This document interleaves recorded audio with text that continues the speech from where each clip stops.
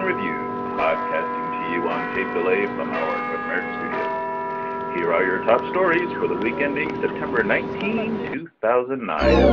World, Dateline Europe, September 18, 1809. Russians, Swedes, Finnish War.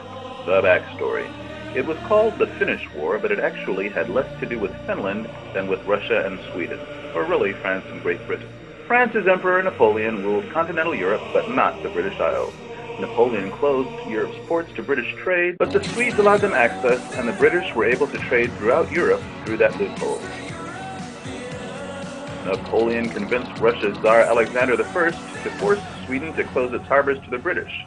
Russia invaded in February 1808, and when all was said and done, they were victorious and vanquished Sweden, lost 6 of its eastern provinces to Russia. Finland was no longer governed from Stockholm, but became part of Russia. This was the last war Sweden ever fought.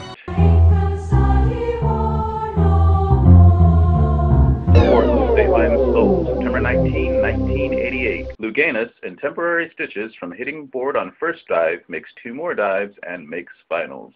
The backstory. In 1983, Greg Louganis was poolside, hiding his face and covering his ears, fearing the worst as a young Russian diver prepared to execute a 3.5 somersault in the tuck position known as the Dive of Death.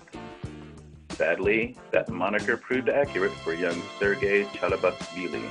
5 years later at the Seoul Olympics, Louganis himself would attempt that dive as he sought to qualify for the medal round. On his 9th dive, Louganis failed to clear the springboard, which he hit with his head on the way down.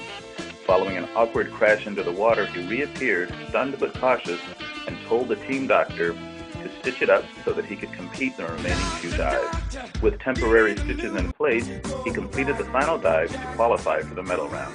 The next morning, with 5 fresh stitches, Louganis gave a courageous performance and captured the gold.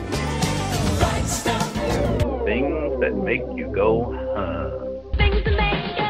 Dateline San Francisco, September 17, 1859. Norton I proclaimed the U.S.'s first and only emperor in California. Where else?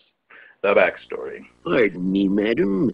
I would like you to vote for me for dictator. Joshua Abraham Norton immigrated to the United States in 1849, landing in San Francisco with a small fortune, which he parlayed into $250,000 within 4 years. After an ill-thought-out attempt to corner the rice market left him bankrupt, he lost his sanity and disappeared from the public eye.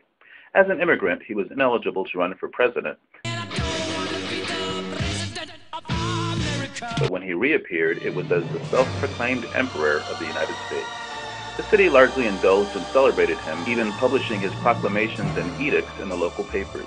Although he was bankrupt, he lived as an emperor, with restaurants providing him free meals and the city providing him a stipend for the rest of his life. When he died in 1880, he was given an elaborate funeral, courtesy of the wealthier citizens of San Francisco, and attended by over 20,000 people. This week's birthdays: September 13, Candy King Milton Hershey. September 14, Russian Federation President Dmitry Medvedev. September 15th, U.S. President William H. Taft. September 16th, blues great B.B. King. September 17th, horror host Cassandra Peterson. September 18th, Tour de France champ Lance Armstrong. And September 19th, TV's Batman Adam West. Thank you for joining us for this tweet in History of the Week in Review. Be sure to follow us on twitter.com/HistorTweet and check our archives at HistorTweet.blogspot.com.